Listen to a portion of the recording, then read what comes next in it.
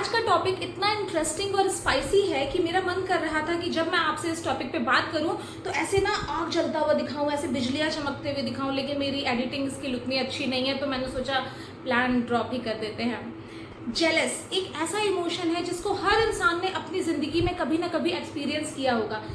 ये भी दो तरह के कंडीशंस होते हैं, पहला जब हमसे कोई जल रहा हो और दूसरा जब हमें किसी से जलन हो रही हो। तो इन दोनों कंडीशंस के बारे में आज हम कुछ इंटरेस्टिंग बातें करेंगे, जिसमें मैं अपना पर्सनल एक्सपीरियंस भी आप लोगों के साथ शेयर करूंगी जो रिसेंटली मेरे साथ हुआ है। तो वीडियो में लास्ट तक बने रहें, खूब सारी बातें होने वाली हैं। तो पहले हम बात करेंगे कि जब कोई इंसान हमसे जल रहा है तो उस कंडीशन में क्या होता है। जलन के भी 3 स्टेज हैं। पहला टेम्पररी या मॉडरेट, हल्का फुल्का किसी से जलन हो रही है। दूसरा बहुत तेज कोई हमसे जल रहा है, बहुत बुरी तरह से बौखलाया हुआ है, खिसियाया हुआ है, लेकिन कुछ कर नहीं पा रहा है। तीसरी कंडीशन, जलन इतनी ज्यादा बढ़ गई है, जेलसी इस हद तक पहुंच गई है कि वो आपके बिजनेस, आपकी फैमिली को हार्म पहुंचाने तक उतर चुका है। तो इन तीनों कंडीशंस में हमें क्या करना चाहिए एज अ पर्सन, कि जब हमें पता है कि अगले की इन तीनों में से कोई एक कंडीशन हो चुकी है जल जल के, तो हमें क्या करना चाहिए। सबसे पहली कंडीशन कि जब हमसे कोई टेम्पररली जल रहा हो, हमें पता है कि ये अगला इंसान जो है वो हमसे थोड़ा सा जेलसी रख रहा है, तो उस कंडीशन में हमें एज अ पर्सन क्या करना चाहिए।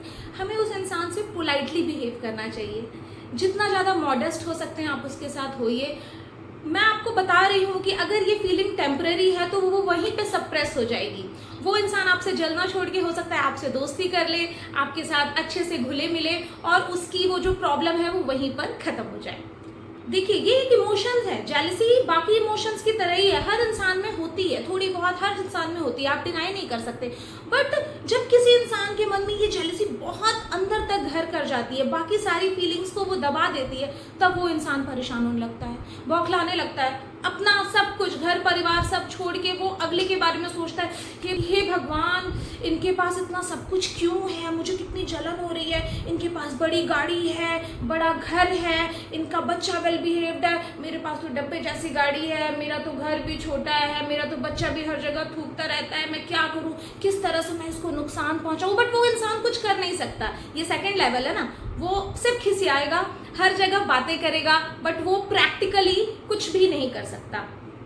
बिकॉज इसका सच बताऊं तो कोई सोल्यूशन है ही नहीं। अगर आपको भी अगले के जितना तरक्की करना है तो आप उस हिसाब से मेहनत कीजिए। अगर आपको भी अपनी फैमिली में वो खुशियां चाहिए जो अगले की फैमिली में है, तो आप भी अपनी फैमिली में खुशियां दीजिए, है ना। प्यार मोहब्बत तो देने से, अब किसी का हस्बैंड किसी को बहुत प्यार कर रहा है, देख देख के जलते रहे, उसका हस्बैंड उसको बहुत प्यार कर रहा है, मेरा हस्बैंड तो मुझे पूछता नहीं। अरे तुम भी उसे प्यार करो ना, है ना। प्यार मोहब्बत रिस्पेक्ट, मैंने अपने पिछले वीडियो में कहा था ना, ये तो आप जब अगले को देंगे तभी तो वो आपको देगा। सिर्फ लेने की बात सोचना कैसे है। जिसके यहाँ सब कुछ अच्छा है, बढ़िया है, जो तरक्की कर रहे हैं, उन लोगों ने भी काफ़ी चीज़ें कॉम्प्रोमाइज़ की हैं, सेक्रीफाइस की हैं, उन्होंने बहुत मेहनत किया है, तब वो आज इस मुकाम पे हैं। आप भी करो मेहनत। अब बात करते हैं इसका फ़र्क पड़ना चाहिए या नहीं। मेरे हिसाब से इसका अपने ऑरा पे, अपने शरीर पे, अपने मन बुद्धि पे कोई फर्क नहीं पड़ना चाहिए। मोदी जी को लोग पता नहीं क्या क्या बोल के निकल जाते हैं, क्या वो किसी के ऊपर फर्क डालते हैं, किसी का जवाब देते हैं? नहीं। आलिया भट्ट को, उनकी पोस्टर को जाने कितने लोग चूम के निकल जाते हैं, लेकिन क्या वो किस आलिया भट्ट तक पहुंचता है? नहीं। तो अगर कोई किसी ने अपने मन में इस तरह की भावना, जो कि बहुत ही बुरी चीज़ है, जिसकी वजह से इंसान अपना खुद का नुकसान करता है, वो भावना अगर किसी के मन में बहुत गहरी है तो होने दीजिए। आप अपने ऑरा पे उसका कोई फर्क मत डालिए। वो इंसान जल जल के अपना खुद का नुकसान किए बैठा है, वो अपनी फिजिकल, अपनी मेंटल, हर तरह की हेल्थ से हाथ धो बैठेगा, तो इसलिए उसका असर अपने ऊपर बिल्कुल नहीं लेना चाहिए तब तक जब तक जेलस करने वाला इंसान कोई एक्शन ना कर रहा हो। तीसरी हम लोग इसी पॉइंट पे आ रहे हैं कि जब जेलस से इंसान इतना ज़्यादा भर जाए कि वो कुछ एक्शन लेने लगे, तो क्या होता है। अब इस संदर्भ में मैं आप लोगों के साथ अपना पर्सनल एक्सपीरियंस शेयर करूंगी जो रिसेंटली मेरे साथ खुद हुआ है। मैं कायस्थ समिति की एक किटी की मेंबर हूं, तो मैं वहां पर कुछ कायस्थ समिति की लेडीज़ के साथ बैठी हुई थी। हम लोग बैठकर, वही किटी का चलता है, चाय समोसा और सोसाइटी की बातें, तो ये सारी चीज़ें हो रही थी। और यूजुअली किसी पार्टी में हम सबके हाथ में मोबाइल रहता है और मैं चलते फिरते अपने व्यूअर्स के कमेंट का रिप्लाई करना पसंद करती हूँ। तो मेरे मोबाइल में अचानक एक नोटिफिकेशन आया कि किसी ने कुछ कमेंट किया है। तो मैंने खोल के देखा तो एक नेगेटिव कमेंट था जिसमें लिखा था कि ये वीडियो अच्छा नहीं है और ये कोई पसंद नहीं करेगा। तो एक मेरी नैतिक जिम्मेदारी बनती है कि नेगेटिव कमेंट्स का भी जवाब देना चाहिए। तो मैंने उनको लिखा कि कोई बात नहीं, मेरे ख्याल से ये आपको सोशली रिलेट ना कर रहा हो, मैं अपनी वीडियोस इंप्रूव करने की कोशिश करूँगी। बात यहाँ पर ख़त्म हो गई। इसके बाद फिर वही पार्टी वगैरह चल रही थी, लेकिन तब तक अचानक एक साथ 1 2 3 4 करके 50 मैसेजेस टन टन टन टन पूरा कमेंट बॉक्स मेरा भरता जा रहा है और मेरे अलग अलग वीडियोस पे कोई है जो नेगेटिव कमेंट बार बार करता जा रहा है।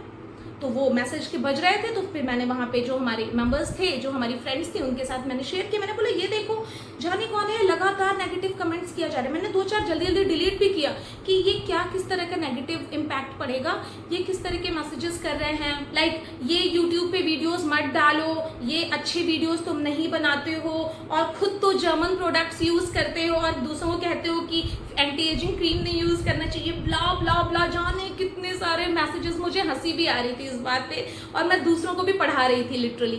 तो फिर इसके बाद मुझे वहां पर लेडीज ने बताया कि she is a known women, वो लिटरली हमारे मोहल्ले की ही एक औरत है।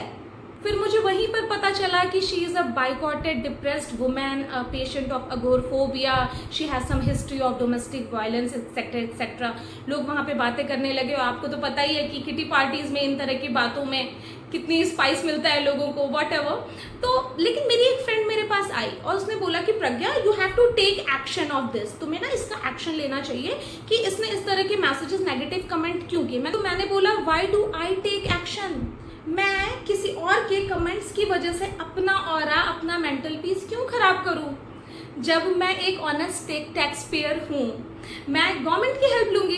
तो मैंने वहीं बैठे बैठे साइबर सेल में कंप्लेन की और मेरे ख्याल से 3-4 घंटे के अंदर उनकी आईडी टर्मिनेट कर दी गई। मेरे ख्याल से उनको वार्निंग मेल भी पहुंच गई होगी, काम खत्म, हमारा वो कुछ नहीं नुकसान कर पाए। तो यहाँ पर ये एग्जाम्पल मैंने इसलिए दिया क्योंकि अगर कोई जेलस की वजह से आपकी फैमिली, आपके बिजनेस, आपके जॉब पर असर डालने की कोशिश करे तो उस कंडीशन में आपको लीगल हेल्प लेनी चाहिए। और हमारी देश की गवर्नमेंट इतनी अच्छी है इस मामले में, पुलिस प्रोटेक्शन, ये सारी चीज़ें इतनी पुख्ता और इतनी एडवांस हो चुकी हैं कि इंस्टेंट हेल्प मिलती है।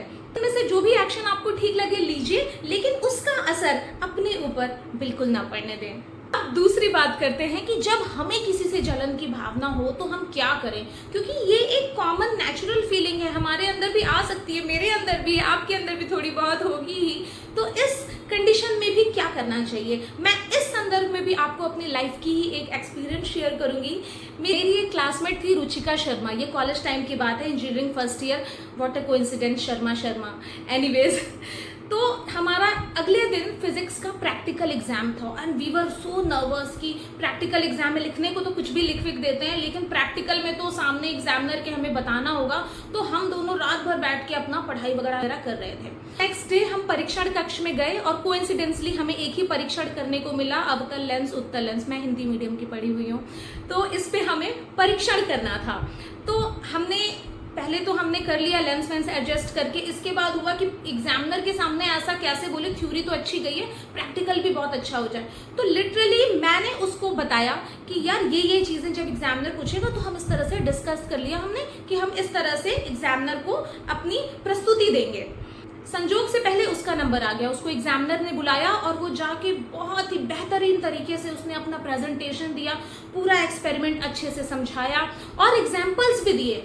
मैं पीछे खड़े होकर सोच रही थी इसे मैंने ही सब कुछ बताया है, लेकिन फिर भी इसने कितने अच्छी तरीके से ये एग्जामिनर को प्रस्तुत किया। और उसके बाद दोबारा मुझे बुलाया गया and I was feeling so jealous, so down कि मैंने ठीक से उनको आते हुई चीज़ों का जवाब मैं नहीं दे पाई। मैं उस समय जेलस में इतना परेशान थी कि यार इसने मेरे से अच्छा कर लिया, मैं तो अब कुछ नहीं कर पाऊंगी और मैंने अच्छे से नहीं बताया। और मेरी उससे प्रैक्टिकल में रुचिका के मार्क्स मेरे मार्क्स से ज़्यादा थे, मेरे मार्क्स कम आ गए थे। अब मैं कई घंटे तक उससे नाराज़ होकर बैठी हुई थी। वो रात को आई मेरे पास, कहती क्यों परेशान हो, क्यों चिड़ी बैठी हो। मैंने बोला यार जो चीज़ें हम दोनों ने मिल के पढ़ी तुमने इतना अच्छा बोल दिया, जो मैंने तुम्हें बताया वही तुमने इतना अच्छा बोल दिया और मैं नहीं बता पाई।